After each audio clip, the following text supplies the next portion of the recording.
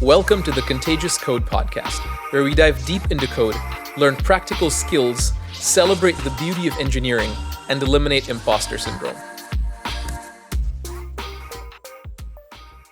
I'm Tejas Kumar, and I've been building on the web for over 20 years at places like Zeta, Vercel, Spotify, and more.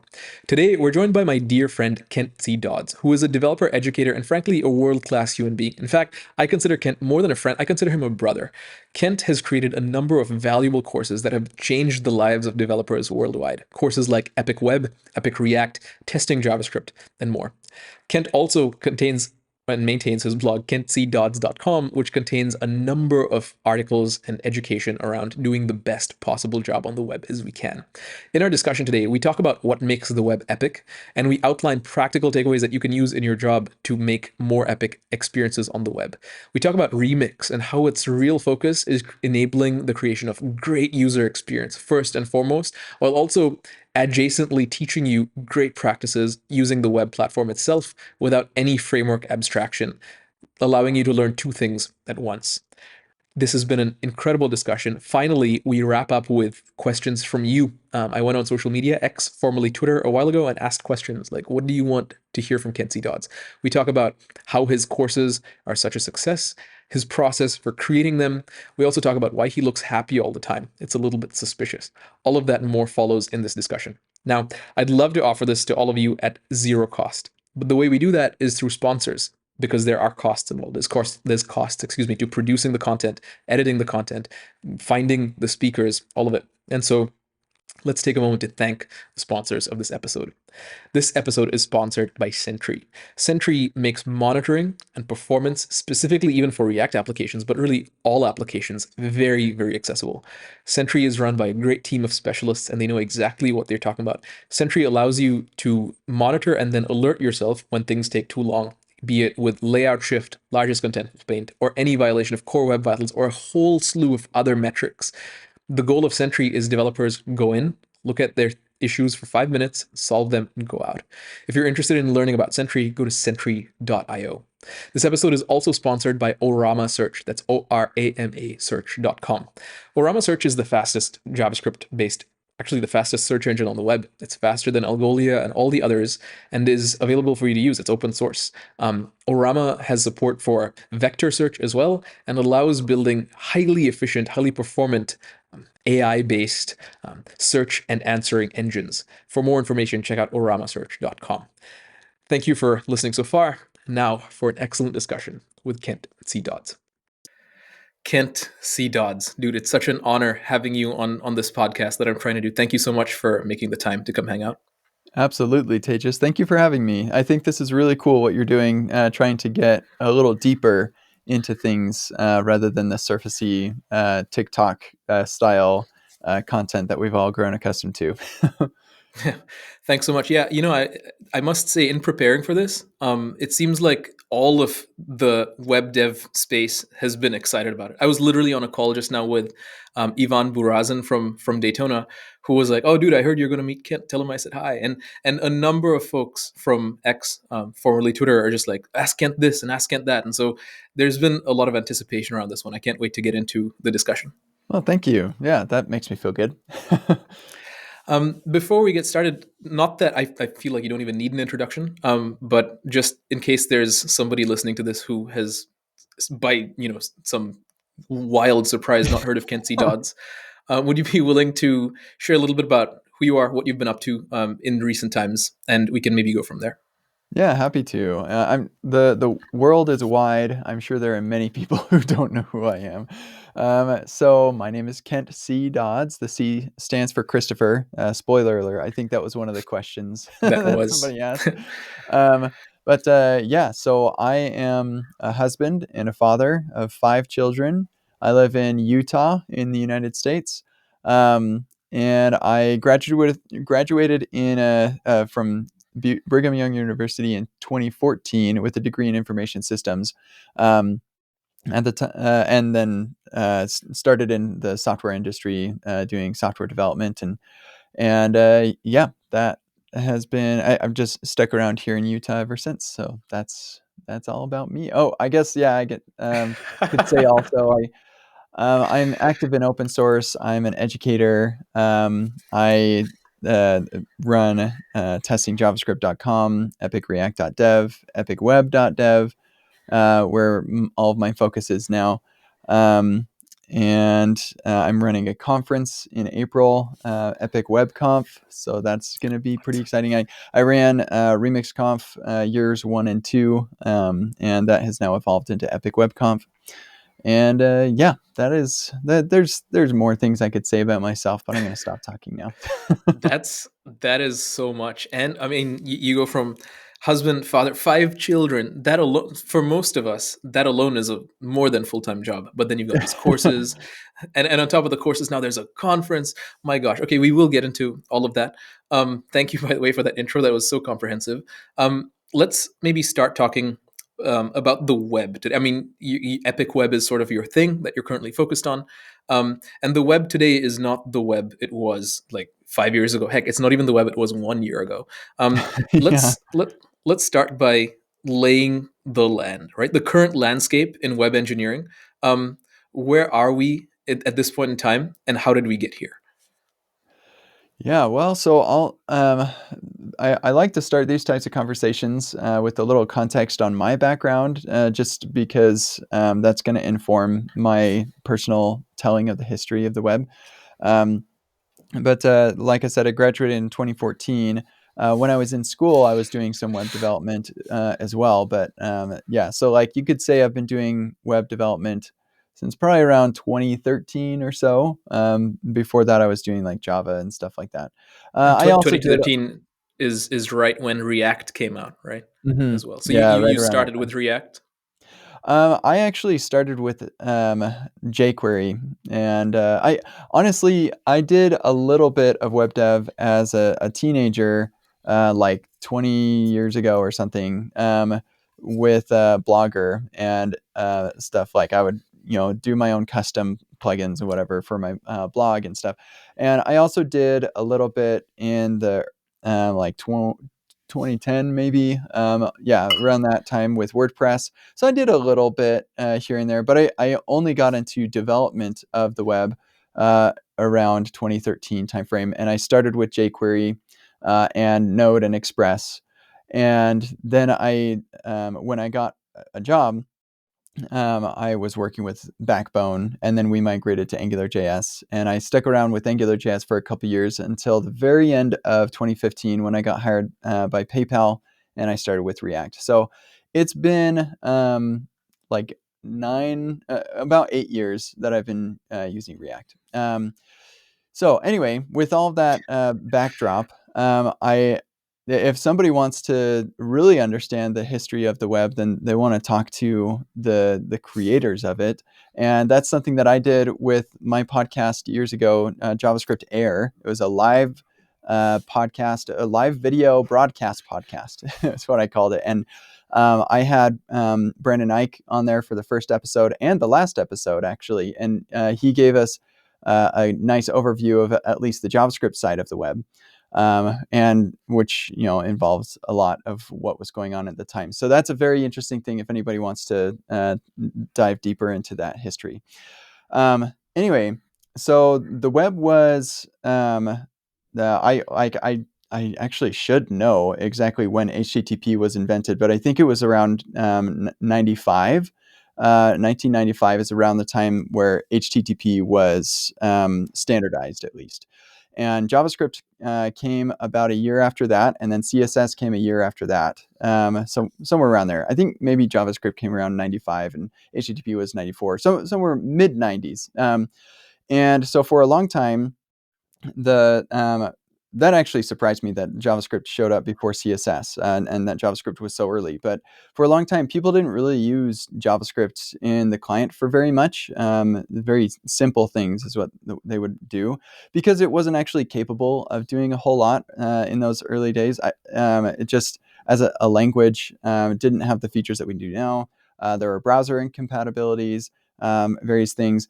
And then around 2006, is where things started to change. That was when the Microsoft Outlook team decided to say, "Hey, what if we could make like requests from JavaScript to the server, and we could get something from the server to and then display that to the user without having to do the full page refresh.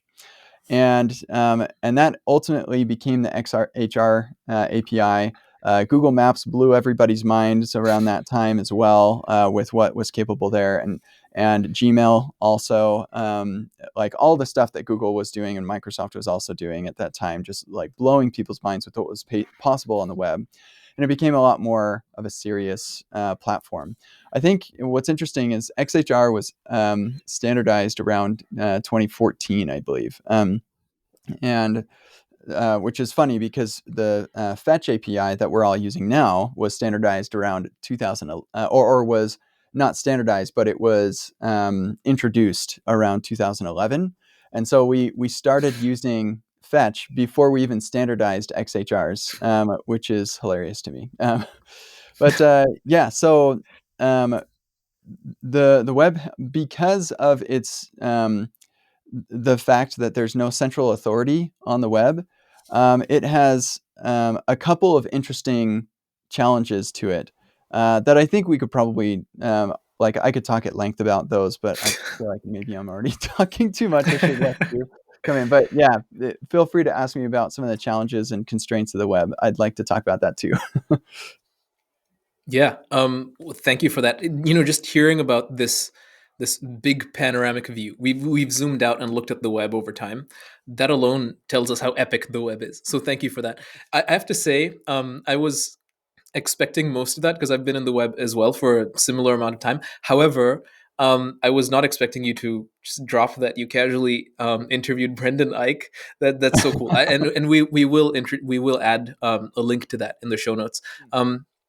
JavaScript Air, if it's still around, which I'm sure it is. Things live on Yeah, the yeah. web The forever. the podcast feed is still around. I can't remember if the website still works.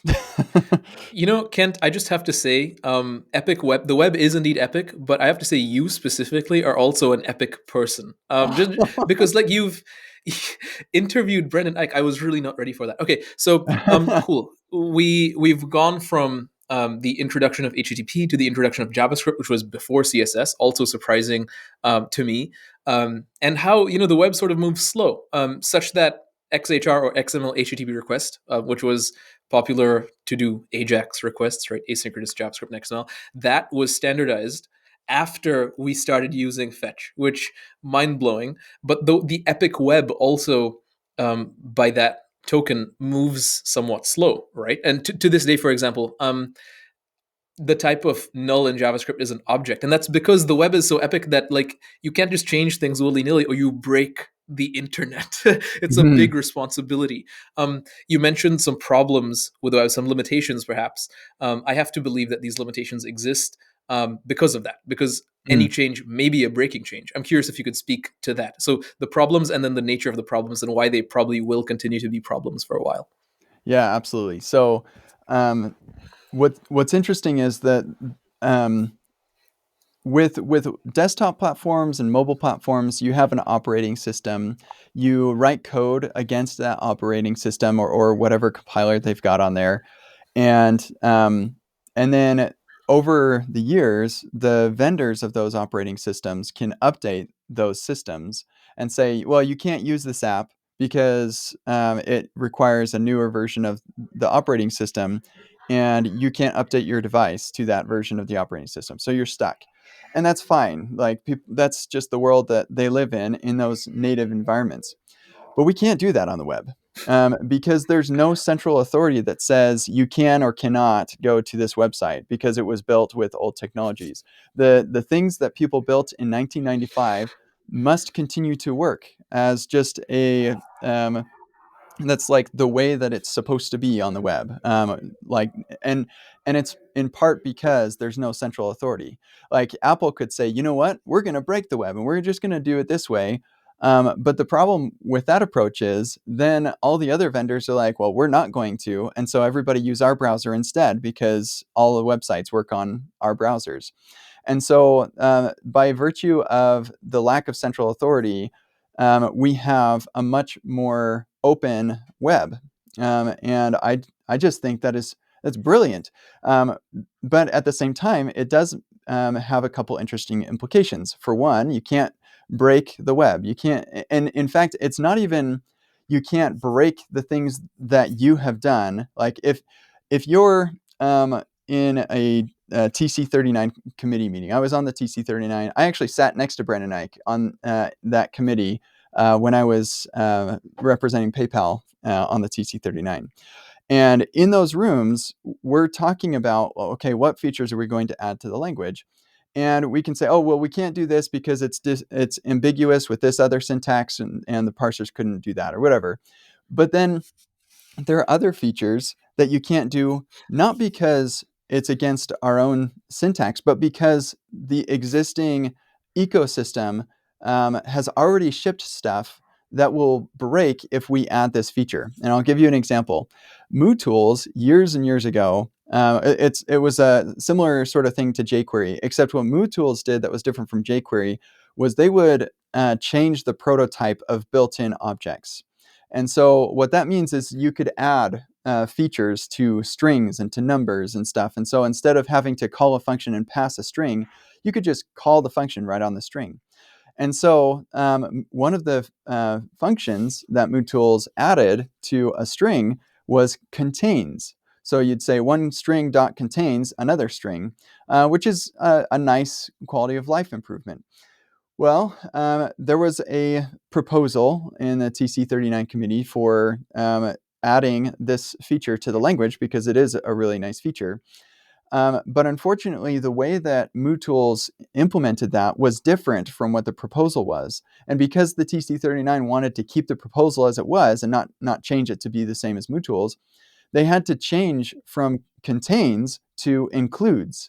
And so Mm. now you have a string method that will check whether one string contains another, but it's called includes, not because the TC39 had to do some gymnastics around the syntax of the language, but because they had to do gymnastics around the ecosystem, which I just think is so interesting about this platform that we have.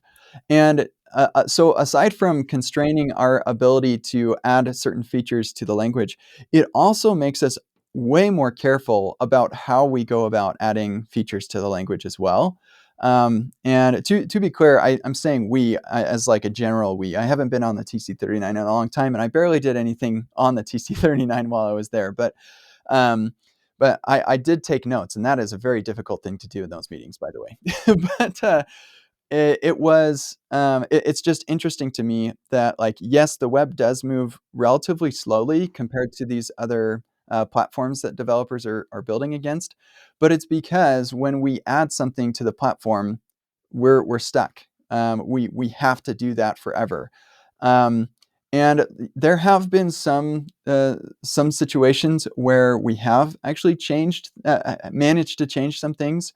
Like there was the use strict pragma that you could put at the top of a file, and it would kind of change things with how the JavaScript was evaluated. And then that became the default when you were using ECMAScript modules. And so, like, we are able to evolve a little bit, but the fact is that even with those advancements and those changes, the browsers still have to maintain compatibility with the old way of doing things. And so I can only imagine, I've not been in browser code, but I can only imagine they have these massive branches that say, oh, you don't have ustrict and you don't have ESM. We're going to go down this branch of code that is totally different, and we're not touching it because we don't want to break anything. Yeah, it's just it's a different thing from the rest of what lots of developers do. Hmm. That, yeah, I mean, I like that you said it must be hard to maintain, but also it's a testament to really great software, right? Things that were Mm. created in 1995. That's like almost 30 years, Kent. 30, that's my age, more or less. Yeah. Probably less. And it still works. And I love that you draw this distinction between OS level, desktop level, computer level applications, and web applications. Um, Especially, you said that's the way it's supposed to be on the web. There's this like implicit assumption that everything we do on the web just has to be evergreen and live forever. Mhm. Dude, even like Facebook.com, right? Came out in 2008. We're now in 2024. That is an appreciable amount. That's 16 years. That's half my life. Um, and it still works. It's gotten, of course, facelifts and updates, but it still works. That seems to be a two-sided coin, right? It seems to be a burden, meaning we have to always sort of keep up to date with things, even if we maybe don't. However, we as developers don't have to keep up to date with things because the old web works the same today. I could literally create like Facebook.com from 2008 and it would still work because in theory there are no breaking changes. So I'm Mhm. curious if you could speak to the tension of this. Like there is a burden that is perceived in the industry to stay up to date and like take advantage of like React server components, and we'll get into all of that. But also, the burden may not be; it may be a phantom because the web just works. Even the web from 30 years ago. Could you maybe speak to that tension between these two poles? Yeah. What's interesting about this is that while you can absolutely build web applications the way that we did in the early 2000s, or rather the way that they did, I wasn't really among them much, but um, you can do that. But there are expectations that our users have that do change. And the capabilities of the old web are not anywhere close to what we're capable of doing now. And our users expect those capabilities. So, as a quick example, can you imagine if when you like a post on x.com, actually it's twitter.com still, people will continue to call it Twitter until he changes the domain to x.com. I'm sorry, Elon, people don't call it X because you still haven't changed the domain name. Anyways, I'm sure that's really hard. But but if can you imagine if liking a post on that site triggered a full page refresh? Um, Nobody would do that. Nobody would like posts. That would be so annoying to like a post. And every time your context is totally reset.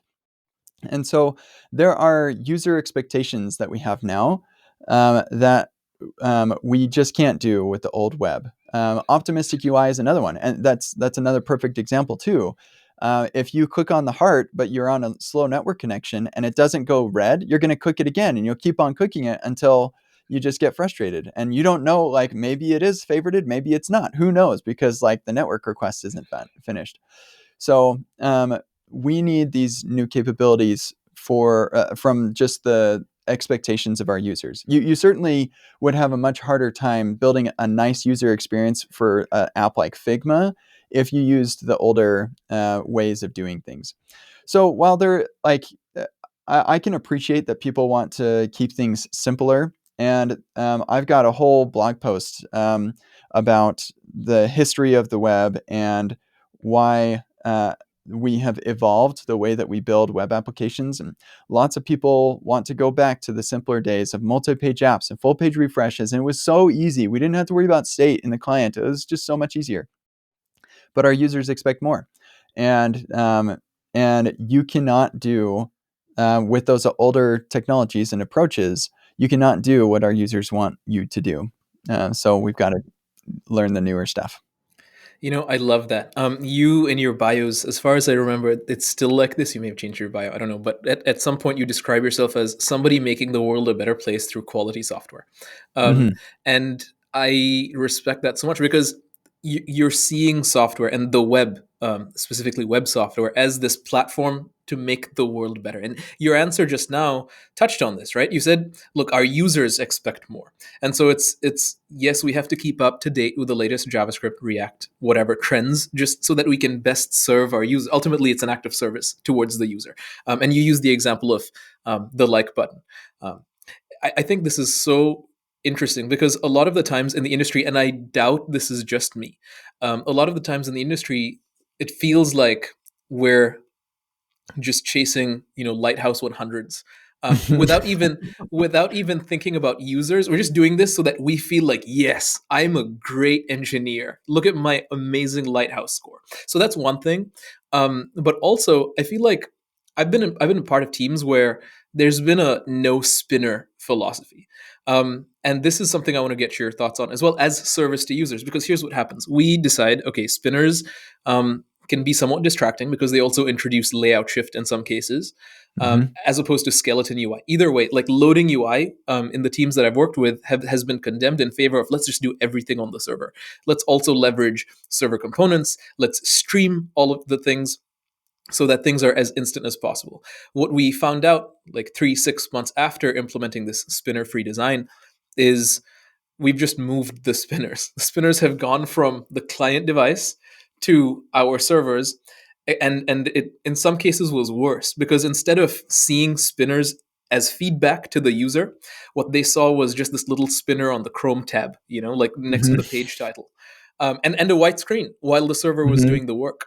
And so we went, oh, maybe this wasn't the best for the user. So I guess my question in all of this is where's the line between us chasing Lighthouse 100 versus serving users? And maybe as one more layer of nuance to this question, you and I are huge fans of X, and I use X every day. I assume you do too.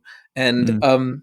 we see spinners, man. Like we log into this app, and it's a single page application that is client rendered only, and there's 13 to 18 spinners, my best guess, as soon as you load x.com.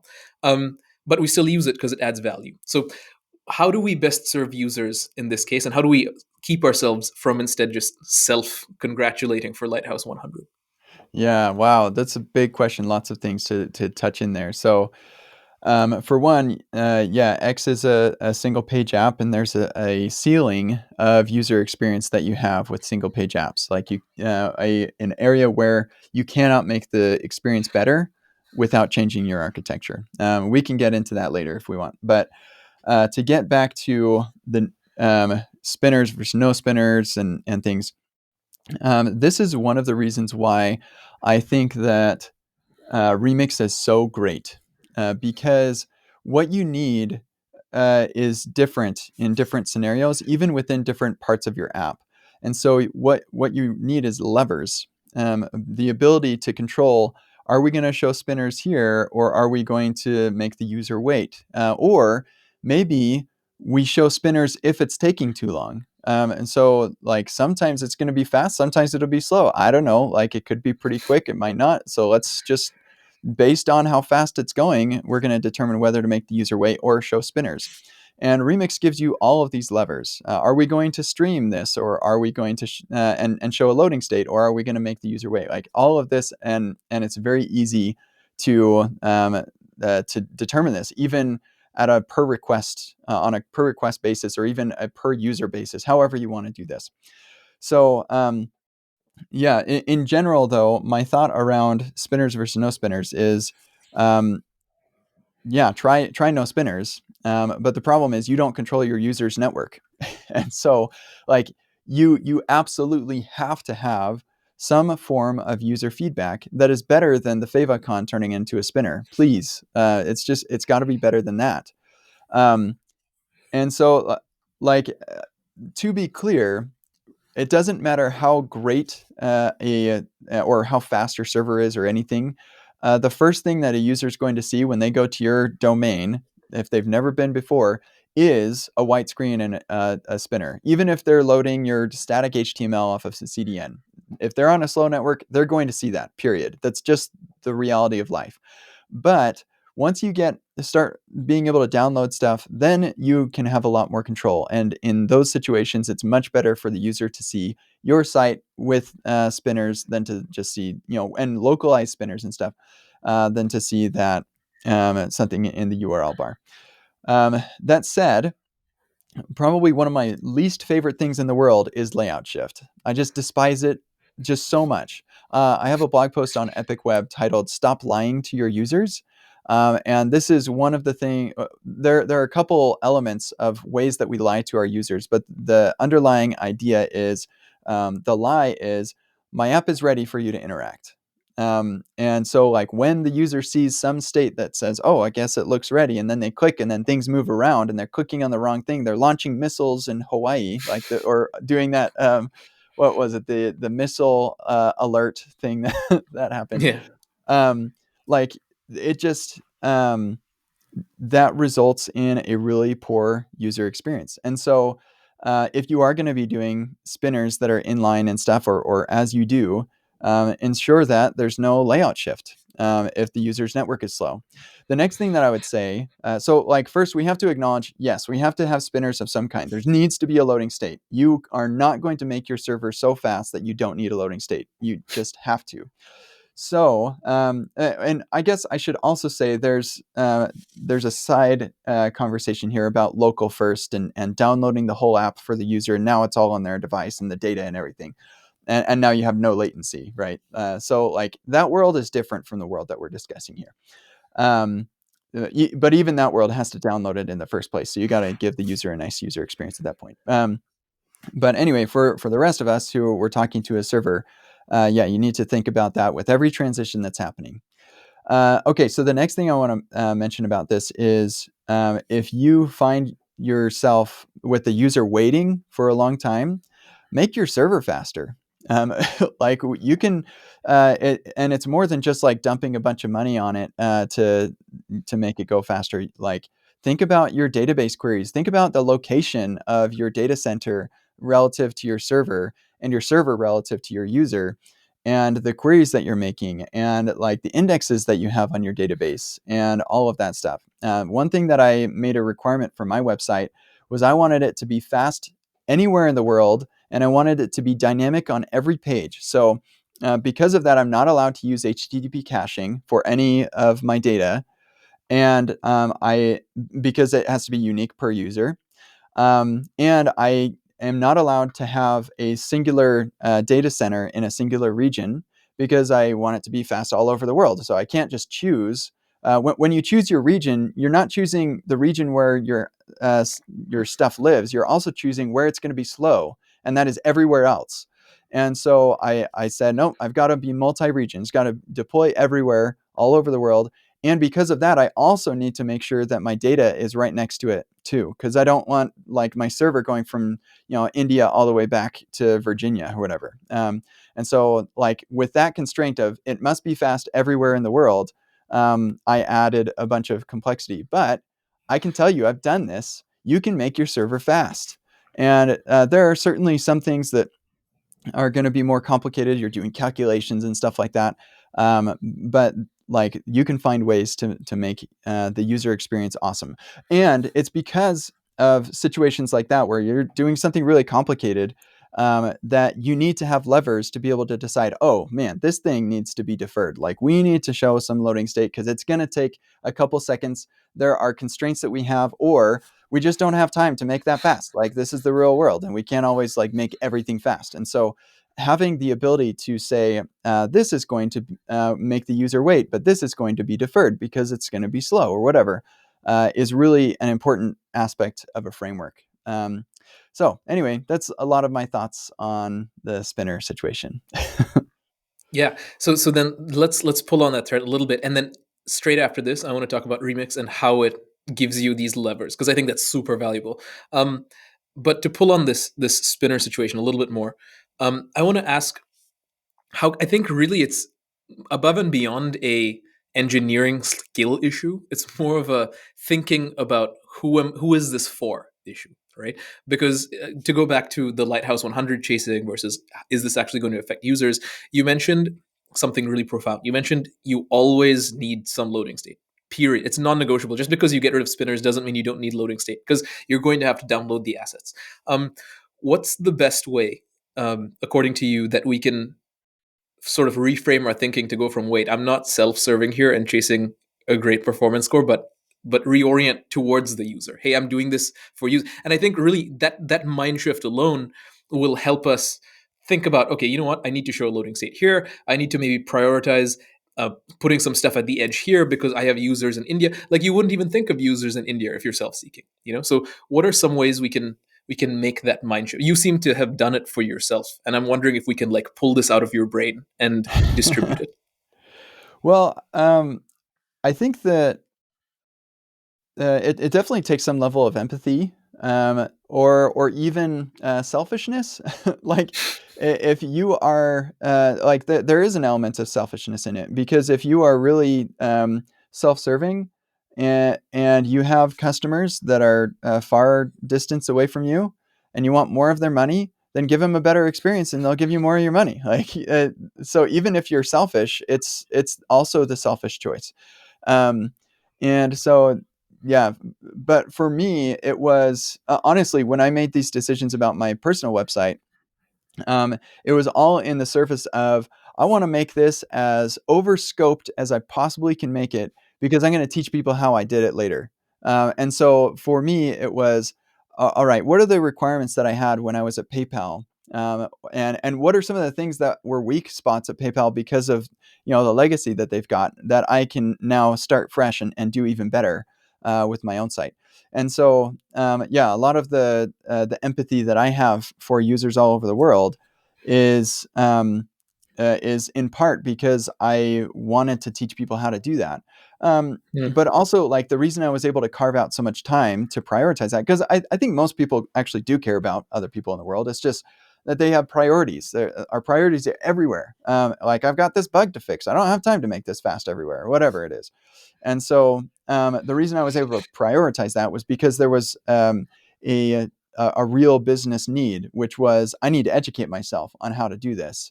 And so I spent a year and a half working on, and even longer, working on educating myself on the latest and greatest that our full stack has to offer. And that way I could spend the next year and a half working on teaching people how I did it. That is so cool. So it's been all about education from the beginning. It sounds like, which again started probably from a great place of selflessness and empathy. Like, why else would you want to teach people things other than you can then sell them courses later? But from what I know, this wasn't even part of the plan. It was just like, no, I like teaching. I'm assuming you have I some type of teaching well, background. so I don't want to be like too I'm amazing. Or so, like, to be clear, I did go full time educator back in 2019, and so it is an important part of my career. But and like, I have 5 kids and stuff. I got to feed them and all that. And I have things that I want too, and so I like money. But yeah, if I only cared about the money, then I would actually do things differently than I do. For example, I would be teaching Next.js instead of Remix if I only cared about the money, because at least maybe in the long term I can get enough influence, and enough people will see what I see in a Remix and they'll join up. But if I wanted a lot of money really fast, I'd make a Next.js course, because there are just so many people who need Next.js courses because their app is Next.js right now, and they've got all the money because they're like building their VC startups and all this stuff. And so, yeah, it's not just about the money for me, I guess is all I'm saying. I want to teach people how to build quality software the best way I know how, and regardless of whether that is going to be the best moneymaker for me, because the education is very important to me. That's so cool. I really appreciate your candor there. Today this happened to me. I got paid today by one of our clients. I work sort of consulting with dev tools companies. I got paid today, literally. Money appeared in my bank, and I went to my wife and I said, "You know what? I really love receiving money." And I say that without being too like selfish or mean about it, but like I think it really depends on what you do with it ultimately. Mm, And I'm pretty proud to mention I give away most of what I earn. Like I gave away like $2,000 just this week alone, and it's Tuesday.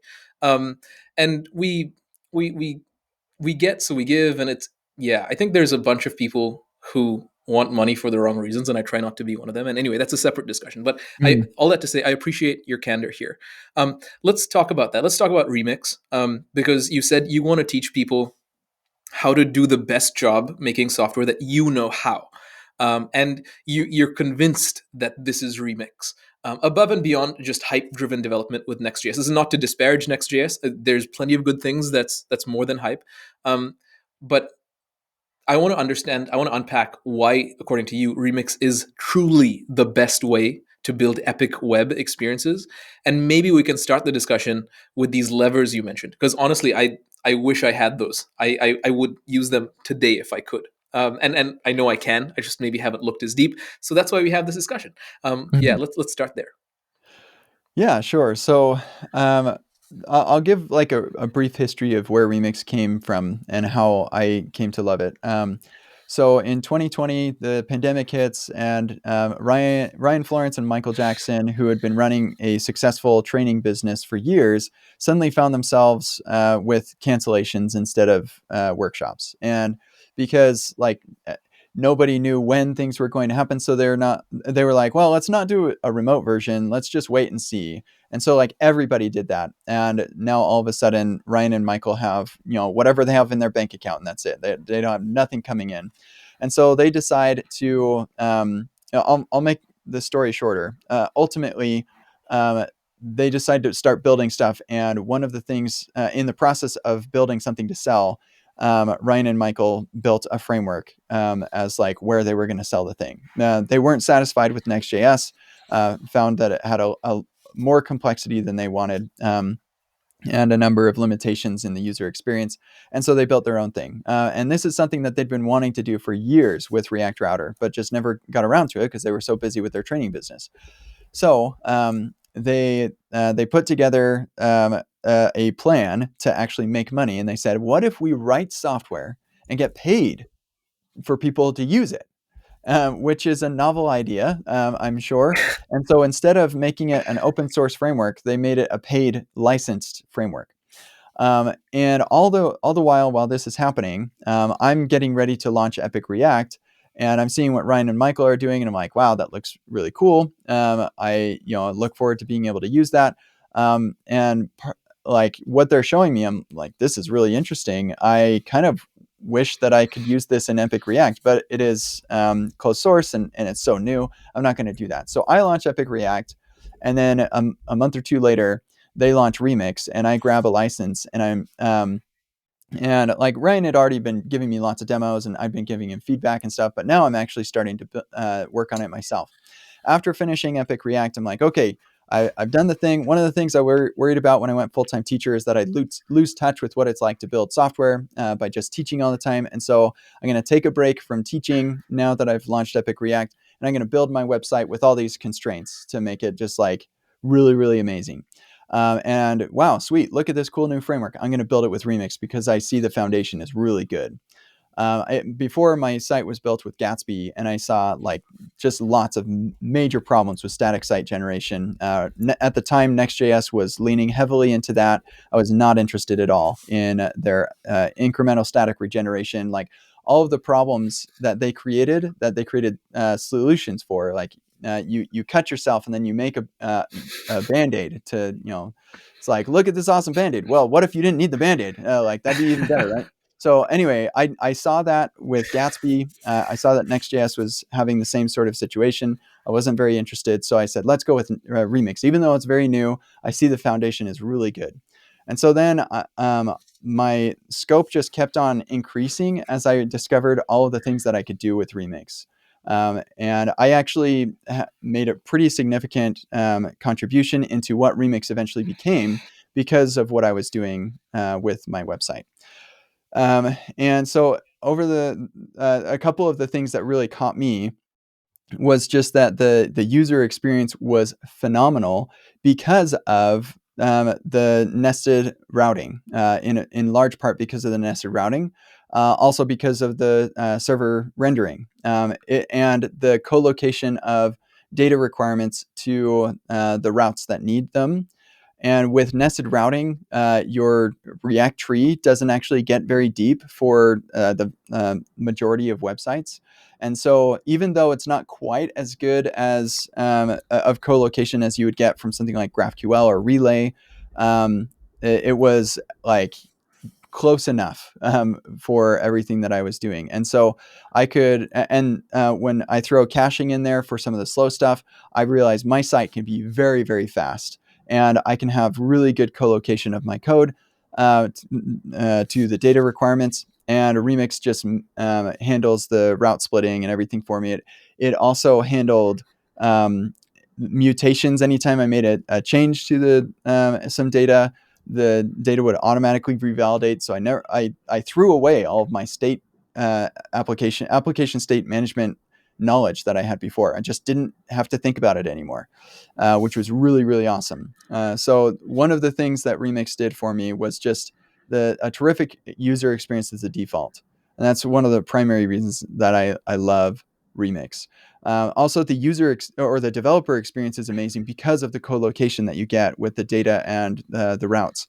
Um, and so I can I really appreciate that aspect of it. And on top of that, it's all built on top of the web platform, and like a lot of libraries and frameworks will take they're all built on the web platform. They're using web primitives. We're like no framework is building on the web platform better than another, but maybe they're not leveraging all the things that they could. But anyway, that's beside the point. What my point is that lots of libraries will wrap the web platform and then provide their own API to making changes to that platform, or interacting with it.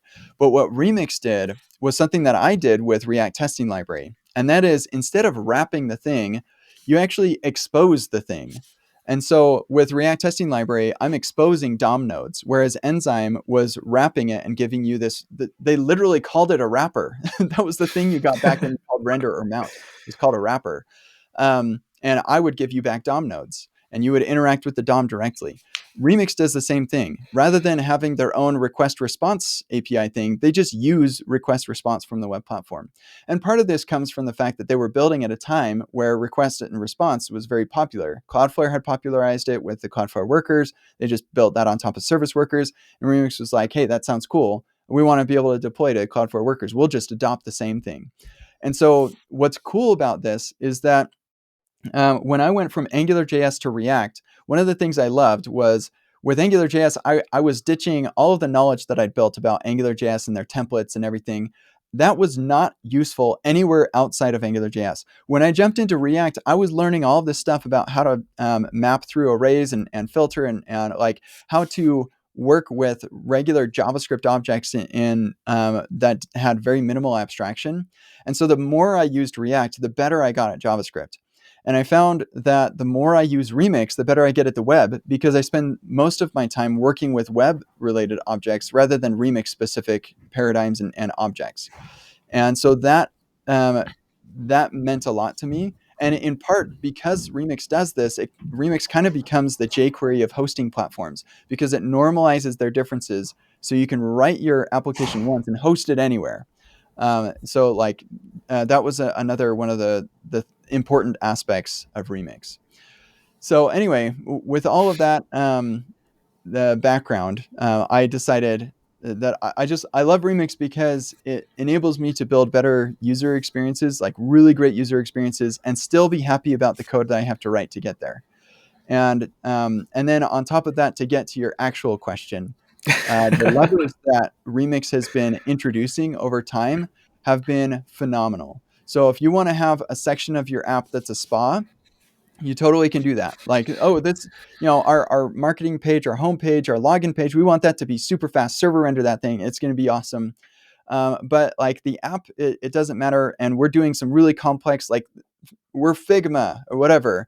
I just want that to be fully spa. Like you can totally do that. I don't even want to worry about server rendering any of that nonsense, because it won't server render anyway. It's a canvas, for goodness sake. So like you have the power to do that. Or you have this section of the app where the data is really slow, or even just like this particular piece of data. You can server render everything that's fast and then have that piece of data be streamed in later, just using deferred. And on top of that, you can, as I mentioned earlier, you can dynamically determine that. So like maybe for this user, it's fast, and you know that this user is going to be fast because they don't have much data in there. So it's like crunching those numbers is going to be fast. So we'll make them wait. We don't need to have the skeleton screen. But for this user that has like millions of rows and we need to analyze those, we know it's going to be slow. So let's give them a skeleton instead. And the code to do that is just like it's 3 lines of code. It's just like an if statement right here. Boom, do that. Or you could do it as a ternary. It blows my mind that Remix makes that so straightforward. So there's a lot of really awesome levers that Remix allows you to pull to control, even on a per route basis, and in the future with React Server Components, a per component basis, for giving the absolute best user experience possible. And really, finally, for me being able to say, yes, when a product manager comes to me and says, I want you to do this. Where like lots of the time it's like, yes, but that's going to take 6 months because I got to build a whole thing. It's like, yes, I can do that. Or when the designer says we need it to look to do this or function this way, yes, I can do that because my framework doesn't get in my way. That is so cool. Thank you for the. I want to get deeper into these levers and capture the real nuance of them. Before we do that, you mentioned, thank you, by the way, for mentioning the whole history between Remix and your involvement. And it was so cool how you were working on Epic React just around the corner when Ryan and Michael were working on Mhm. Remix.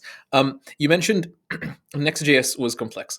I need to preface this. We're not going to go down a road where we're bashing Next. That happens enough on X, unfortunately, sometimes by Ryan. But I want to capture that specifically. You mentioned Next was complex. You mentioned the Band-Aid thing. But was there more complexity? And I ask this because around that time, I heard from a bunch of. I've been in the community for a long time, right? That's also how we met. I've heard from a bunch of people the opposite. That Next.js is so simple because you don't even do anything. You just create a pages directory, put an index.tsx or JSX in there, and run npx next dev, and everything exists. Whoa. In terms of levers, they talk about get server side props, I think was or get static props, and then things start to get a little bit complex. So that's that was sort of in the zeitgeist at the time. I'm curious what more complexity was there. And I think it's important here to capture the engineering nuance. Once again, we're not trying to say one is better than the other. You can be effective with whatever you choose to be effective with. I want to be super clear about that. So you can be super effective with Remix, I'm sure, as you can with Next. But if we can capture the complexity there for the sake of understanding engineering trade-offs, I would love that. So yeah, if you could speak to some of that complexity. Yeah, for sure. So one of the things that frameworks for a long time, and even still, will really fail to do is handle mutations. It's never been a really great story for that, at least in the React ecosystem. And so yeah, you have your get server side props for your server rendering and stuff. But what happens when the user changes something? Now that get server side props isn't useful to you, it's not called again to get the latest version of server side props. And so you're responsible for keeping those props up to date. And in Remix, you don't think about that. The loader is going to be called again when mutations are made, and so you don't have to worry Wow. about it. And that just happens automatically. Remix knows, oh, they navigated from this part of the nested route to this sibling nested route. Well, we just need to call the loader for that sibling again. We don't even need to worry about calling the root loader again because we have nested routing. So we can be optimal about which loaders we're calling again. Oh, they made a mutation. Well, let's just invalidate everything, call all the loaders again to get all the data because maybe they changed their avatar. So even the nav bar needs to have that revalidation. And then, of course, like, well, I don't want to revalidate everything on the page. That's too much. And so there's an easy way to opt out for particular use cases if you need. But the point is that the default is correct. It's better to be correct than optimal. If you're really fast but you're wrong, I don't care. And so that's a really really big hole that was in Next.js at the time. And the server actions is kind of React's answer to this after all of these years. And it's still experimental. As far as I know, it's still experimental even in Next.js. But yeah, definitely looking forward to that. And if Remix can use that, then it will. I think I keep forgetting whether they say that they're going to use that or not. But as far as I'm concerned, it actually doesn't matter that much. I don't really care too much because I know that the Remix team is going to be serving me well. Like for the last several years, I felt much more like I haven't cared as much about React itself because I know that Remix is going to use the parts of React that are really useful. And then the parts that aren't as useful, I just don't need those things. So anyway, yeah, as far as like weaknesses that were in Next.js at the time, the other one that I mentioned was that they were leaning very heavily into static site generation and their ISR solutions for that. And I had already been bit really hard by static site generations with Gatsby. I was like for about a year, I was super into the Jamstack and thinking like, this is the way to build apps. It's awesome. And then I realized the UX ceiling that you hit with that sort of architecture. And I was like, I don't want to have anything to do with this. I literally could not build a good user experience with the constraints that I gave myself for my website if I made it static, a static site. Um, not, yeah, I no, I couldn't have. So anyway, for those reasons, I think Ryan and Michael were motivated to build Remix. Awesome. Thank you for that. That is so enlightening. And the fact that you put it into perspective like that, again, we're not disparaging one or the other, but the fact that Remix accounted for those gaps so early. Gosh, it was like 2019 or 2020 or something. Mm-hmm. And a lot of that is still in Canary, as far as I know, or not yet production ready across the ecosystem. Speaks Mm-hmm. volumes. I absolutely love that. I love when someone comes, and by someone I mean piece of software, and its author shows up with something to challenge the incumbent. I think of Signals, for example, how Ryan Carniato showed up and was like, "This is the way to do reactive stuff," and now the whole ecosystem, except React, is on that train. Similar with the Tauri project for hybrid apps showing up and saying, "Hey, Electron may be a bit too slow here." I love that because it's this sandpaper style refinement of each other and software in the ecosystem.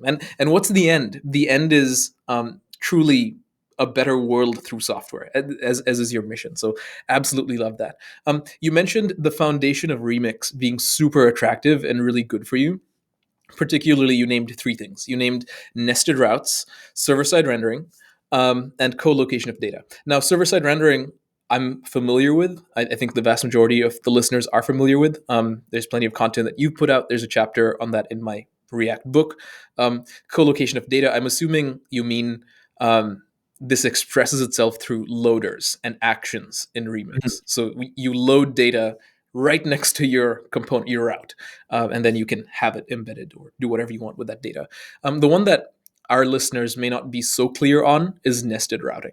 Um, so I'd love to get into that in some detail. So let me tell you where I think most people are based on the listenership of the podcast, and then we can maybe clarify some things. So with routing, you have file system based routing. You have routes, and inside routes, you have index.tsx or something.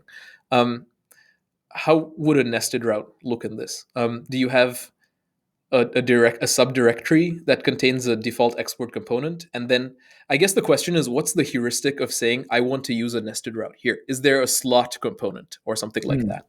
Yeah. So first of all, I'll say that Next.js now has layout nested routing with the app directory. And so it is something that has been adopted by almost all frameworks now. And also, I will say that it predates Remix as well. Ryan and Michael got the idea of nested routing from Ember. And even AngularJS had nested routing with the UI router that I used back in the day. So nested routing isn't an invention of Remix. But at the time, I'm not aware of any other React framework that supported nested routing. So many of your listeners will probably be familiar with Gatsby and Next.js and the way routing worked before this new app router, where you just put a file in there, you export default, and boom, that's your page. Now, your URL typically involves a couple of segments. So here we're at recording.zencaster.com/tejaskumar/kentcdodds. So we've got two segments after the domain, your name and then mine. And we could say that is that first segment is the organizer ID, and the second segment is the recording room name or something like that, right? So we can give these segments names. In Next.js, if you were to say, okay, I want to have that URL structure, and I'm going to stick a file at this place so that I've got the organizer ID and the recording or the room name, that file is going to be responsible for the entire page. So, and this is where the idea of a layout route or a layout component came from. Everybody did it in Gatsby and Next. You have this layout component that's responsible for rendering pretty much everything that's inside of the body of your document. And so that way you can share code between these different pages, because often you have the nav bar that's the same across all the pages. You have the left nav, you have the main content, and then you have the right nav. And for lots of apps, it can go even deeper. So you'll have like I have a blog post where I have an example of this. It's example.com/events/event ID/attendees. And so like you can have many of these segments. So in Next.js and Gatsby at the time, you would have these different segments that were represented by files that were responsible for the entire page. Not just the UI, like the UI is easy, like, oh, it's just the layout component, poof, whatever. But the data as well. And so if that top nav bar needs to have some data to server render, like the user who's logged in and the URL for their avatar, well, now every single page that is rendering that layout needs to have in their get server side props some mechanism for loading that data for the Yeah. avatar.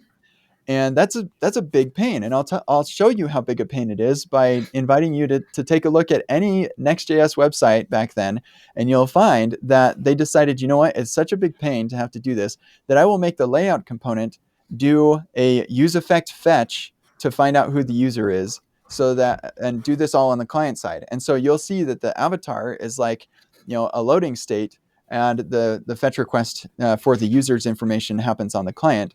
And I hate that a lot. I do not like a loading spinner for something so simple. So the where nested routing differs is that each segment of the URL is represented by a separate file.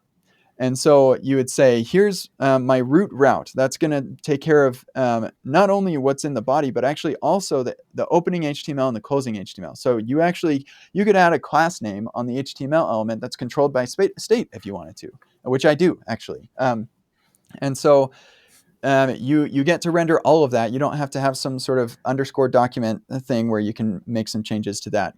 That's how it works. So your root route is going to be every page renders this, and so you'll render your HTML, your head, and your body, and then you'll have an outlet component. It's kind of like the slot that you were mentioning. So you'll render this outlet component. You say, if I have children, this is where they go. And then if we're looking at the event/event ID/attendees, then you'll have an events route, and that file won't have to worry about the parent. It doesn't think about the fact that it's inside of a body, or maybe it's inside of a main somewhere. Who knows? I don't care. So I just render the stuff that I want from my section of the UI. And then you can say, I could also be a parent, and so I'll stick an outlet in my UI wherever it makes sense. And so like maybe your root route renders the top nav. It has a loader right there that can say, here's the user's avatar or whatever, their URL. And then it renders that top nav, and then it renders an outlet for whatever else is going to happen. Then events, maybe it lists a list of all the events on the left side, and then on the right side it's supposed to be whatever the selected event is. So the events route can say, let me load all the event data, let me render those events over here, and then if I have children, this is where they go.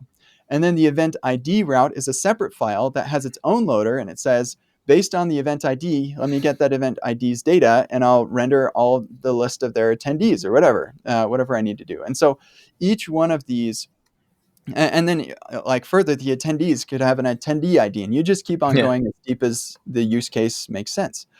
And so what is really cool about this is not only do you get this structure that is much easier to think about and associate the data that's associated to the UI that it's powering, but you also have the ability for Remix to be more smart about the way that it's loading data. So if you change pages completely, well then, yeah, we have to reload all the data. But if you just change one of those segments, one of those smaller or nested routes, then I just need to load the data for that nested route. I don't need to reload the data for everything. And then you make a mutation, and it knows all of the data on the page that needs to be revalidated. So Remix takes control over your entire UI as far as the data is concerned, and it's going to recall those loaders for you and keep things up to date. So anyway, that is a idea of what nested routing is all about, and that's that's the reason why everybody's moved over to nested routing. I don't Yeah. know about Gatsby and a couple of the others. I'm not sure whether they do nested routing yet, but everybody's moving that direction just because it was that good. And Remix, honestly, Remix showed everybody how great it was. Like it may have existed in other frameworks and stuff, and it was pretty cool there. But being a full stack framework with nested routing really gave like a kick in the pants to everybody. And I'm happy about that because it's making all these frameworks better. Yeah, that's so cool. So you could, in theory, have a just a little like in case your UI. So this attendees thing, for example, if attendees was a little tab in your UI, that little tab would be a route segment, Mm-hmm. um, and it would just be responsible for its own little data and state. That is so Yes. cool. I have one open question about this, which is if your layout is server rendered, so like the root layout, right? And it's server rendered and it's responsible for authentication state for this little avatar you mentioned. Is there a way for the little tab segment to access that state? Mm-hmm. Is that done through context? And if it's done through context on the client side, I can understand that. But how does state be persisted on the server side if the root layout is server rendered? I'm not sure if this question makes sense, Yeah, but yeah, it that does does in my make head. sense. So because Remix is the one that's calling all of your loaders, and then in providing that data to you through their use loader data hook. Remix has all of that stuff, even on the server side, as it's going through the server render. It calls all the loaders first, and it has the data, and then it renders your app and it passes that data. And so when you call use loader data, you have access to it. That's how that works. So then at a nested route, if you say use loader data, you're just going to get the stuff that's in your own loader.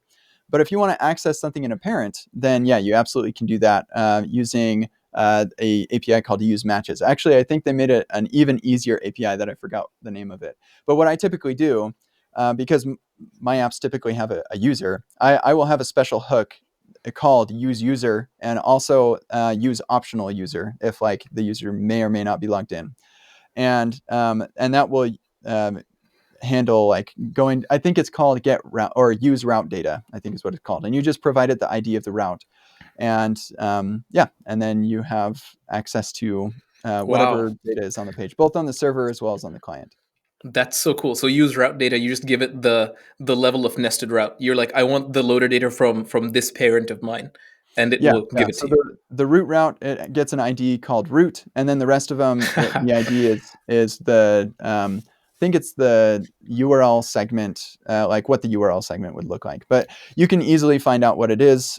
Just console log use matches, and then in the future it will all be type safe as well, and so like it'll autocomplete for you. That is this something they're is actually working on now. This is so cool. Thank you for that. I think everybody listening will finally get nested routing and get why, not just get it and get how to use it, but more get why it's a trend. Why is Next.js making such a massive breaking change to it? And by breaking change, I do mean breaking change. Like the app router is a fundamentally different way, right? Super useful. All right, let's talk a little bit more about these levers. You mentioned with Remix, it's super easy to choose where you render, client or server. I'm assuming that this is by some type of export of an options. So I haven't used Remix. Let me be really clear about that. I haven't used it in like a true production environment. I have played with it here and there. I've done to-do lists to illustrate points, but I haven't like built a production website like yours, KenCDodds.com. Gosh, I imagine you have so much traffic on there, and that serves production workloads.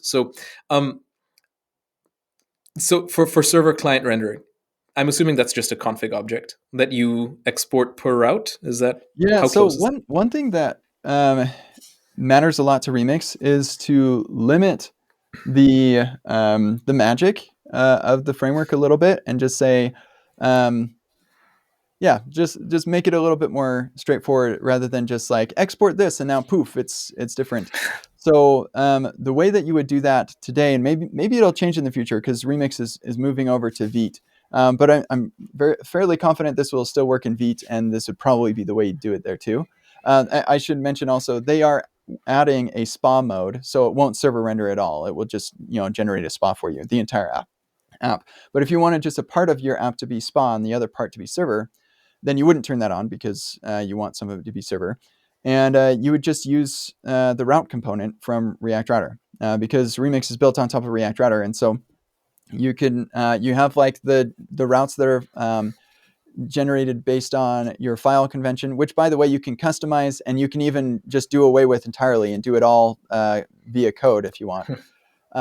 Or you can inside of your code you just may add some additional routes, and those will all be front end only or SPA only. So it's yeah, I mean maybe it's a little bit lower level primitive, but I think it's more, at least it matches my sensibilities more, because I want to understand how it's working rather than just like a config thing that like changes the way the whole thing operates. So you mentioned use the route component from React Router. How does that? How do you specify on the route component? I want this on the server, or I want this on the client. Yeah, so there are I, to be clear, the only time that I've ever done this is when I was making the documentation on how you migrate from a Create React app to Remix, which has actually been vastly improved since I wrote that initially. But this does still work. So what I recommend that people do is you bootstrap a Remix app, and then you bring over your Create React app source directory, and you've got your routes all defined in there, and you simply make what's called a splat route. This is like if none of the other things match, then just render this. And inside of that splat route, you render your old app, and those routes would be picked up on the client. That's so cool. Thank you for that. I think this is actually missing, right? Like a cool incremental migration path to server Mm. rendering and to this, especially with the advent of server components, which we'll talk about in Yeah. just a minute. Okay. So Um, let me. I know you want to move on, but let me talk about that really quick. The incremental yes. migration story for Remix is phenomenal. Like Remix is what is going to bring the 70% of React apps out there into the future that is React server components. And even if you don't want to go that far, it will bring you into the future of modern frameworks incrementally, because 70% of React apps in the world use React Router. And so if you're still actively developing that, and you haven't already updated it to React Router 6.4 plus, then do that. And then what Ryan has been working on for the last couple weeks, is he took the workshop app that I built for Epic React back in 2020. It's a bookshelf app. You can go to bookshelf.lol, and it will take you to the bookshelf app that I built, and used to teach people how to build React apps. He took that app, and he first migrated it over to or upgraded the React router. It was on a version 6 beta, so he upgraded it to the latest React router. Then he moved it from Create React App to Vite, which is a pretty straightforward process most of the time. And then he added the Remix plugin for Vite and enabled SPA mode, because it was a SPA before, so keep it as a SPA. And then you can start moving everything from React Query over to loaders and actions, which, like in SPA mode, you have client loader and client action, so it all happens in the client. And then from there, and all of this stuff can be done incrementally. Like none of these steps, regardless of your app size, none of these steps should take more than like 20 minutes. Unless you're doing some really weird things with Create React app or something like that. But or like upgrading to React Router version 6 might take quite a bit of time. But barring that stuff, each one of these steps should be very incremental. And actually, even upgrading from React Router version 5 to version 6, they have a migration package so that you can do that incrementally as well. So like every step is a 5-minute, like just whenever you got time, do it another little bit until you can get to this next step. So then, yeah, you're in Remix SPA mode. You've moved everything over to client loader and client action. And you're like, you know what? I want to server render some of this stuff. And so then you turn off SPA mode, and you start moving some of that stuff from client loader and client action to just regular loader and action. And then once you've finished with that, yeah, now you can, by that time, Remix will support server components, and now you can start moving things over to server components. So yeah, the incremental migration story is so good. And that's why I posted a couple months ago. The post was, Remix will save React, because so many people are looking at all these cool things that are coming to React, and they're like, I'll never get that. I will never Yeah. have that in my life. I'm stuck with this old React thing. And that's not the truth. Remix will save you. That is so cool. This reminds me of the completely sidebar. This reminds me of the new, new at the time of recording, Deadpool and Wolverine trailer, Mm. where Deadpool goes, "I'm Marvel Jesus," because he's saving the Marvel universe. And I have to think, based on what you said, Remix, excuse me, is like React Jesus. I think that's so cool. Um, let's talk about server components. Somebody asked me recently in a podcast. It was Santosh Yadav. He's over in the Angular community, and he had me on his podcast to talk about React. And the podcast was so cool. It was just them going, "Hey, I've never written a line of React in my life. What's up?" and specifically, what's the deal with server components was the question. So we had a really great discussion. Um, but part of the discussion, they asked, "Hey, why is Remix not supporting server components yet?" And I had no answer. And I did mention to them in that podcast that I would ask the Remix team. Now, I know you're not officially like working at Remix or Shopify, but you're pretty close with the project. So I wonder if you could talk to that a bit. Yeah, absolutely. And I guess I should mention that I was working with Remix for about 8 months. I worked over there.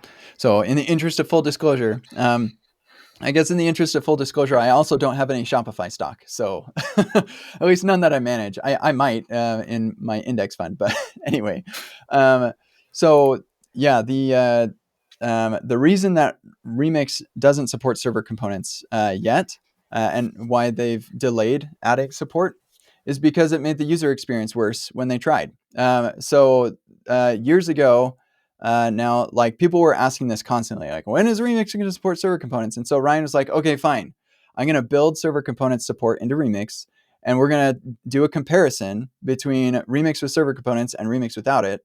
And oh wow, would you look at that? Remix without server components is a better user experience. And so at the time, React server components were still like pretty early.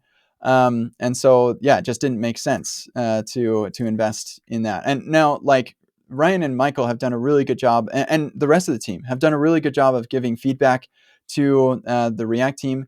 In fact, before when Ryan made that demo, there were not async components. You could not await in a component. That was completely different.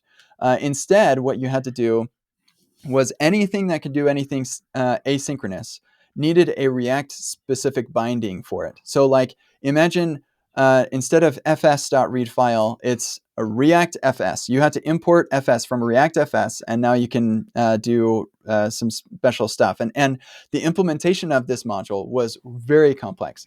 You need a React Prisma, you need a React Drizzle, you need a React, like, a special binding for every one of these async things. And because Ryan and Michael made such a stink about it, and Michael I remember being in those meetings, and Michael was like, you guys got to switch to async await. You've got to figure out how to make async await work. And they did. And so, yeah, Ryan and Michael very interested in making sure that this is successful and good and providing value. But no, they were not interested in shipping experiments to the users of Remix. That just was not something that they were ever into.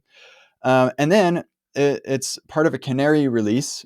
Canary releases come from the term or from the actual bird canary, where they would take a canary in a cage down in a coal mine, and if the canary died or looked like it was going to die, then that means all the people were going to die soon too, and they got to get out of there. So it's literally to show people that they're going to die if they, that's what a canary release is. And so that's why I wasn't interested in it. I'm like, I mean, it's interesting and exciting, but I don't feel all of the pains that people feel who don't have server components, because I've got Remix with nested routing, and so my life isn't actually all that bad. But yeah, a lot of people were motivated to pursue it, and that was fine with me.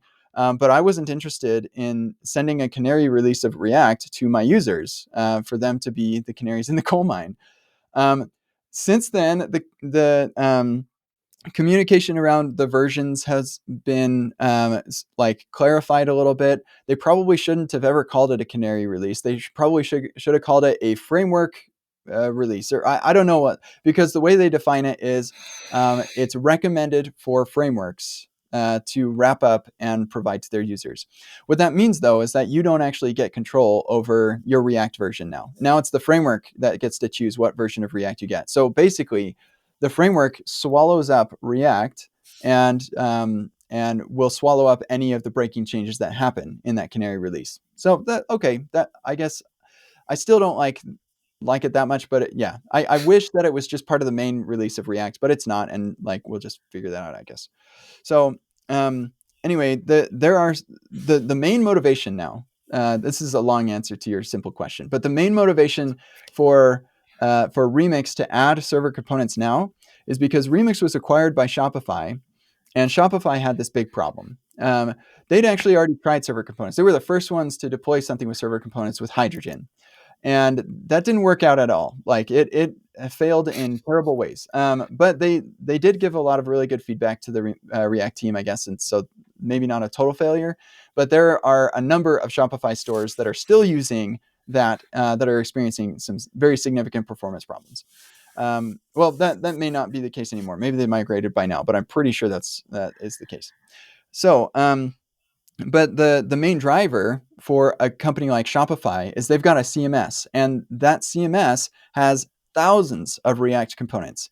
And the problem is that how do you know ahead of time? Because like the components that are used on the page is determined by the data, by like what the end user of their CMS has decided to show on the page. So how do you know which components to give the client so that it can hydrate all of those components? Do you just send all thousands of those? Well, no, of course you don't, because like it would take forever to hydrate and load all the JavaScript. So no, you're not going to do that.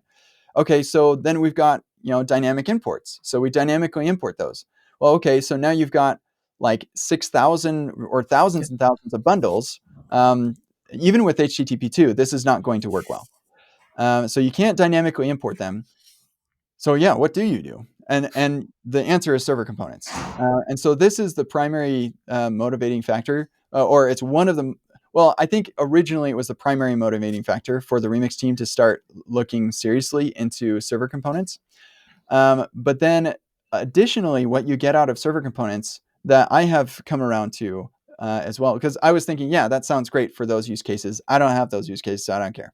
But what I've come around to is, as great as nested routing is for co-locating your data and stuff, you still have some components that need to like be shared and composed around all over the place. Like I want to have this component, and I want its all of its data requirements to go with it, and I want its mutation stuff to go with it.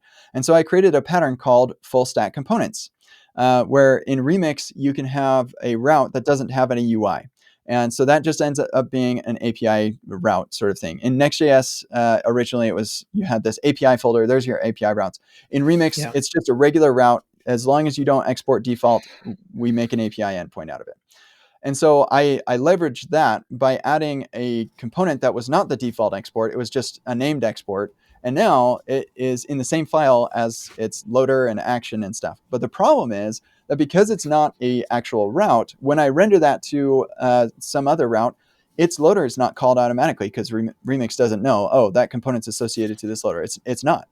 And so there is that little limitation where I'm like, I can't compose as well as I would like to. And so for that reason, I'm actually much more excited about React Server Components, because it just throws us into deeper composability with and not just composability, but also ecosystem sharing of how we load our data. And so like SDKs can be more powerful, and like the abstraction that we build can be more useful. And so yeah, the remix, to sum up, the Remix team didn't add React Server Components support earlier because the user experience was worse. Things changed and improved, and based in large part because of the feedback from the Remix team. And now Remix is interested in adding server component support in large part because of the use case, primarily of CMS, but like the Facebook timeline feed also has the same problem. Just thousands and thousands of combinations of components, maybe even more, and not wanting to load all those in the UI. So there you go. That's the long answer to your simple question. Thank you. That's exactly the answer I hoped I'd get. It's interesting because without getting too political, I heard through the grapevine that a lot of the folks left Meta to go to Vercel because Meta wasn't fully on board with server components, which is kind of Yeah. nuts because the use cases, right, that you literally just said, the use cases when you have thousands and thousands of React components that the code splitting case just doesn't work, but you also want the performance benefits out of, right? That's the answer. Mhm. That also then lends itself well to composability, because with lazy loading, it's often not as trivial as just import the thing and use it as well. Yet Meta wasn't on board. I don't get it, and I'm not getting Yeah, political. I just think so that's to be clear, I'm not totally certain about that situation either, but I believe that they did try it and they pulled it out at some point, and I'm not sure exactly why. So maybe eventually they'll bring it back around, but I think that's primarily that is probably the reason why there hasn't been a stable release of React in 2 years, because there's just this odd relationship between Meta and Vercel, and like where most of the team is at right now. But like, not to disparage, I guess, but like Facebook.com has never inspired me very much. Like, um, it's amazing that we can build really amazing stuff with the framework that they put together. But their website is not something that I aspire to be like. I know that it's complicated and all that, like for sure, it's a complicated thing, but it is not a fast website. That is for sure. amen, amen, absolutely, amen to that. One final thing, and then I'd love to switch a little bit to questions from all your fans, Kent, all the people who sent in questions for Okay, you. sounds good. But before that, you mentioned server components lend themselves well to composability, especially in Remix. Is that because you can just co-locate things so easily, and you don't have to think about shared state and data fetching sort of as separate? Because in Remix, it's co-located anyway. So Mm. like in Remix, the difference is not as stark because you go from async await to just like having a data fetch happen on a loader just above. So I'm curious if we can maybe expand on this, the benefit that it lends itself to composability a little bit more. Absolutely. Yeah. So, and you hit the nail on the head. Like in Remix, it's literally just the when people are migrating with Remix from loaders and actions to server components, they will basically take the stuff that's in their loader and move it Yeah. down a couple lines to be in their component. So like Yeah. what's the big deal? And that's exactly why my lackluster support of React server components originally. I remember feeling this confusion, the cognitive dissonance when they announced and demonstrated server components the first time years ago. And I was like, why am I not excited about this? I'm so confused. Why? Like, normally I'm super, like, hooks came out. I was blown. My mind was blown. I was so amazed. Why am I not excited about this? I feel like I should be. And then I realized, oh, yeah, because in React or in Remix, I basically don't have the problem that I think this is solving. But there was a piece that I missed, and that piece was the composability story. So um, even with that co-location being really nice, the composability is not just about that co-location. But let's take for example the favorite on a post on X, right? So that's a pretty complicated component. So you're going to have it as a separate thing.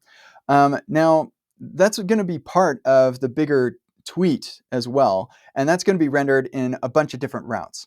And so while I suppose it makes sense that those routes are going to be the ones loading the tweets, and then they pass props down into the Twitter component, and then they pass props down into the favorite. It would actually be kind of cool if they didn't have to do that, and instead the Twitter card itself could be responsible for loading its own data that it needs to display, and even the favorite button could load its own data on whether or not it's favorited, right? And not only that, but also like the action and stuff.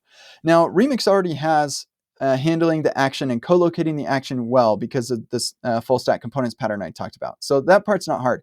The hard part for composability with Remix right now is the initial render of that data. So the only place you can get an initial render, and even like the updates over as some mutations happen, the only place that you can do that is at the route level. So as your tree gets deeper, you want to compose this, and especially if you have a component that's used in multiple routes.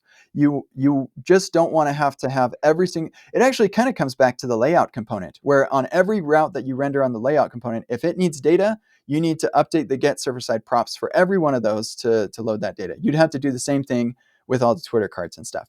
And so that is the secret that makes server components so compelling to me, is that, okay, I can have not only like, loader an action for like loading data on demand as the user's interacting, but on the initial render as well. And on top of that, getting the revalidation and stuff. And I can just carry this thing around with me wherever I go. I can render it, and the parent doesn't need to care about how that child gets its data. That's so cool. Yeah, I think the insecure way of doing this and the really not as blessed way of doing this is to just have like a use effect inside a card component that fetches on the client side. But then of course you leak authorization headers and so on, and maybe Well, it's not and ideal. But not this, only that, but it won't server render that way as well, yeah, and so you'll have loading spinners and or skeletons, and I hate that. Hate yeah, that. Can't do that. I'd rather drill props. yeah. So it's the same cool data fetching story from loaders in routes, but in individual discrete components. You could have literally just a button, like a like button. That cool. Yep, Okay, yeah. 100%. That's exactly what it is. Awesome. Thank you for clarifying that. I'm And sure, dude. People what's are. interesting is how it works, and that's what I'm going to be working on. I'm working on a talk. It's titled "And Now You Understand React Server Components," Oh, we will where I'm look going to out for that one. teach people how that works. So, and I've got a workshop that I'm giving that will we're going to build our own RSC framework as part of the workshop. That's so cool. I cannot wait. I have a YouTube video that does exactly that. Um, yeah, actually, true. I've done this talk. Maybe not to the degree you're going to do it, but I can't wait to watch that. And oh, man, I can't wait to share it with everybody as well, dude. People are going to be listening to this and going like, "Whoa!" Um, at so many things you've said. Okay, this has been a dialogue mostly between me and you. But as we wrap up, let's include others in the dialogue as well. A number of people who absolutely adore you have sent in a bunch of questions, and maybe we'll do just a couple, and then wrap up based on time. First question comes from Matt Pocock, author of the Total TypeScript course, so a fellow educator and course maker like you. And his question was, Epic React was an astonishing overnight success. Indeed, it was. I believe I recommended, I did something with this earlier. Um, why do you think that was? Yeah, so it was definitely an overnight success that took 6 years to be an overnight success. So they're really so it's there's no such thing as an overnight success. It's all the preparation and everything that leads up to it. That well, I guess maybe there is like people get lucky. I don't know, but Epic React was not that. I had been teaching these React workshops for 6 years before I recorded them and published them. And not only that, but I'd built up a list of people who trusted my education from testingjavascript.com, so that by the time I launched Epic React, I don't know how many I had at the time, but probably something like 15 to 20,000 people that I could email about Epic React. Um, and then in combination with the Skilled Recordings crew, which actually Matt also uses for his Total TypeScript stuff, and like all of the planning and preparation to getting things ready for the launch, that helps a lot. Like warming the list up for like, get ready, this is what we're going to do, delivering the workshops ahead of time. So we've got a bunch of people who've already gone through the material and they're saying, listen, folks, like this is good stuff and everything. Yeah, it was mind-blowingly successful, like way more than I expected. It was a seven-figure launch. We made seven figures in 24 hours. So yeah, it blew my mind. Now, of course, I share that. I didn't make all that myself, but yeah, so it was very successful and way more than I expected. And so it was all that preparation. It was also COVID. Everybody was locked in at home. They were trying to upskill, and so that I thought that was going to hurt, but I think it actually helped quite a bit. And then yeah, it at the time, like React knowledge was high in demand. React hooks were only a year old, I think, maybe. Yeah, I think about a year. Hadn't actually they were officially released that year, I think in March or April. And so Mhm. like a lot of people were wanting to get up with the latest in React. So yeah, there were just a lot of things going on, and there was nothing like it at all. Now there's the next closest thing I would say is the Joy of React from Josh Como. He is fantastic. We have a different approach of how we teach this, but his stuff is always just super good. And so, but at the time there was nothing like it, nothing even close. Um, and so, yeah, it was a perfect storm. That's so cool. Thank you for sharing that. It's sometimes so nice how like the whole universe just sort of conspires to your benefit. Um, Yeah. I I love hearing that. And of course, this is not neglecting to pay honor to the 6 years that you spent preparing this thing. So Yeah. a combination of Yeah. hard If work. you amortize the amount of money I've made on that over the time that I spent building it, then it's like a lot more reasonable, like Yeah. expectation. So Yeah, so many of us who earn tech salaries probably come close to that in 6 years anyway. Um, Hayat Rachi from X asks, how does he go from course ideation through to execution so fast? I love that this comes straight after we mentioned 6 years. And what steps are involved? A step by step answer would be awesome. Um, yeah, in the interest of time, and I know we've been doing this for a while, so feel free to be as terse as you want or as long as you want. yeah, I can be long-winded, so thanks for saying that. So I actually I wrote a blog post that you can go look at recently about how I launched Epic Web, and so you can take a look at that because that involved I think do I have 5 or 6 workshops that and it was just nuts. But like, how do I go from ideation all the way to delivery? The idea comes from like actually building stuff and deciding, you know what, this is a really important thing that I learned or that I had to know to be able to build this thing. And I haven't taught that yet. And so I need to teach that. And so then I outline some of the most important pieces, skill recordings. Those folks, Taylor Bell in particular, will kind of help me to determine what are the key outcomes and stuff. And then from there, I put together a workshop and I deliver it to people, to real people, before I end up recording it. So, and it does take a long time. It's not fast.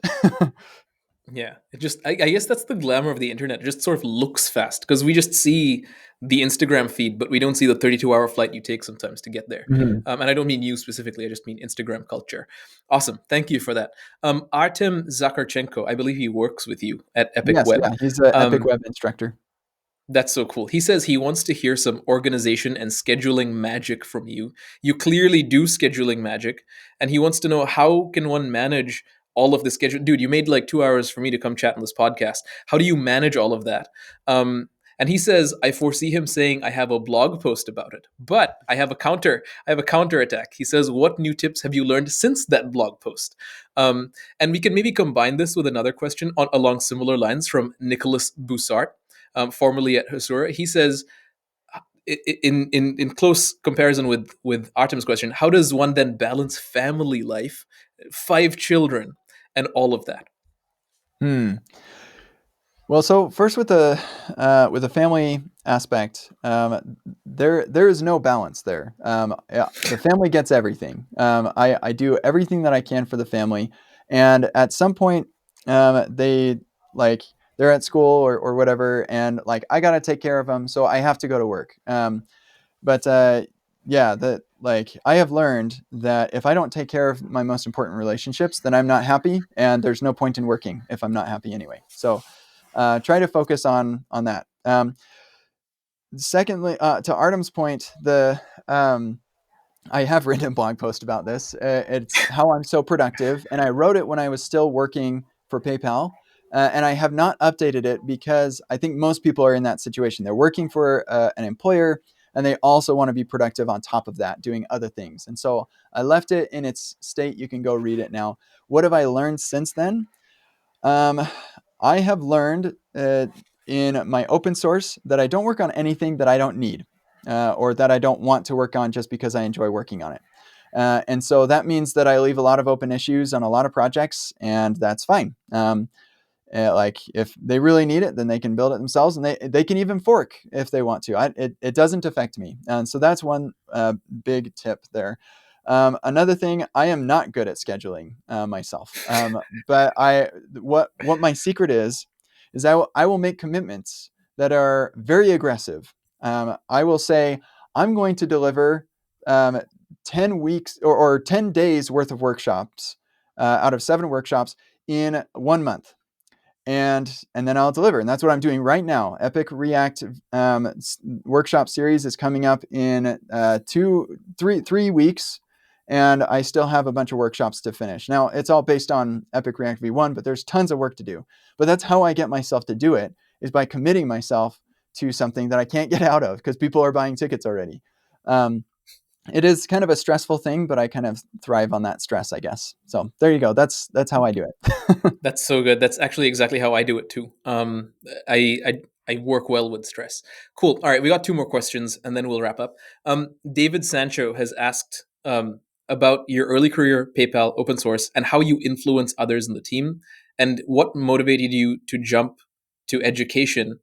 That's one set of questions, and then he adds, and by the way, you don't answer what you want to. He also adds, why can you ask him why he seems happy all the time? And then in parentheses, looks suspicious. Nice. Okay, I'll answer the first part of that first. So, I loved my time at PayPal. I had an awesome time there. I was invited. I was a delegate on the TC39. That was sweet. Like, yeah, I had an awesome time. They gave me tons of freedom. I was able to even produce lots of my blog posts that are on my blog now. I was able to do that on the clock because I was sharing that with my Wow. coworkers, and my manager was cool with that.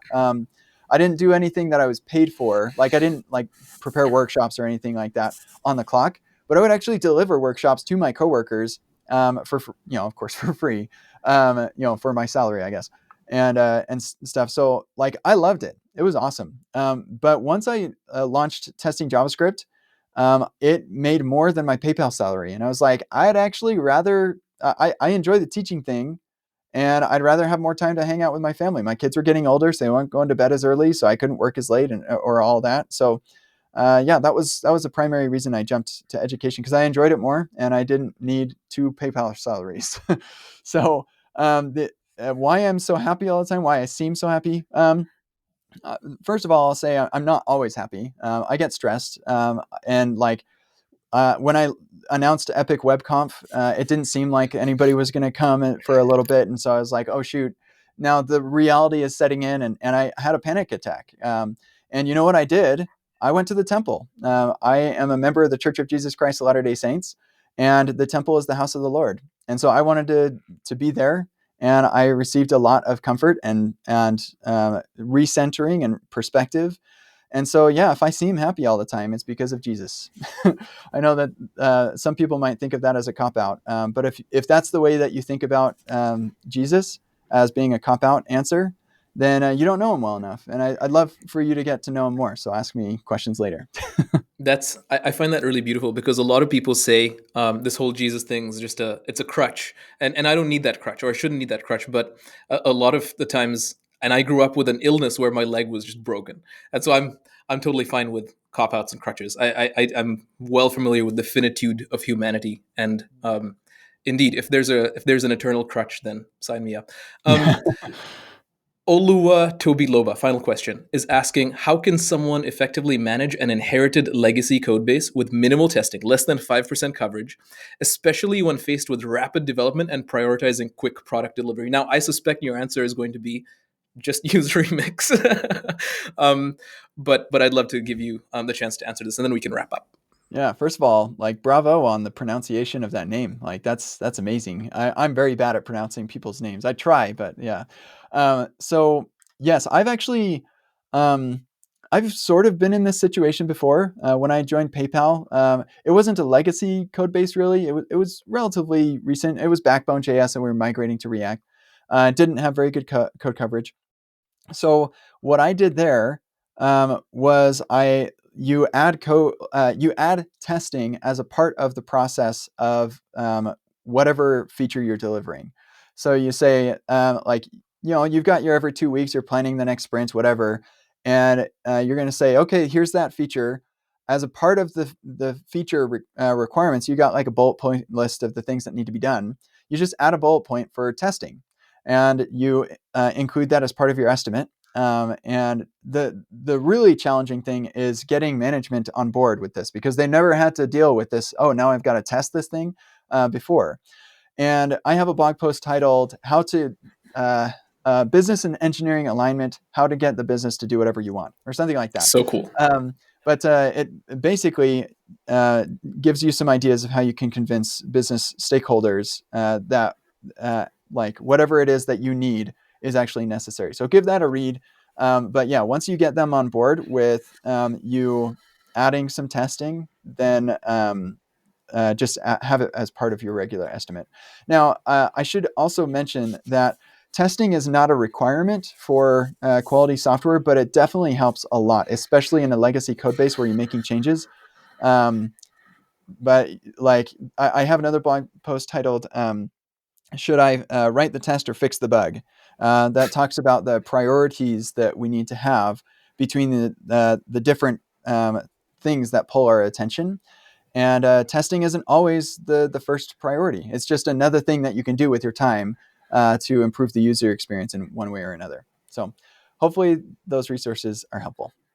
So good, Kent. Listen, through your UX focus in web apps to optimizing performance for the sake of the benefit of people, to giving your life to literally create a better world through quality software, through giving this portion of your life literally 2 hours to come hang out with me, I think it's very clear that the thing that you value the most is human beings, the planet, and all of that, the blessings you've been blessed with your creator. And so I just want to say thank you so much for all that you've answered, for all the discussions. It's been so valuable, and it's been honestly just a privilege to have you here and to receive all of this from you. So thank you so much. Absolutely. Thank you. It's very kind words of you. So thank you. And Tejas, it's always a pleasure to chat with you. It's not a sacrifice to spend 2 hours chatting with you. Awesome. Thank you, Kent. Thank you for joining my discussion with Kent C. Dodds. I hope you were as blessed as I was. Kent is an absolute mastermind, and I'm so thankful. He even actually wrote the foreword to my book on React called Fluent React. We'll put all the links in the show notes if you're interested.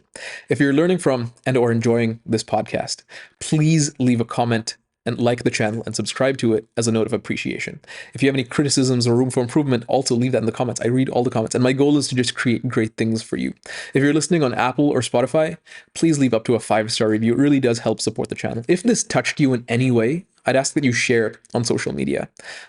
This is, of course, made possible by sponsors. If you're interested in sponsoring the podcast, I'm at Tejas Kumar _ that's TEJASKUMAR _ on X, formerly Twitter, where I'd be happy to chat with you in DMs or otherwise. For now, thank you so much for watching. Thank you for being a part of the discussion, and thank you for your interest in engineering.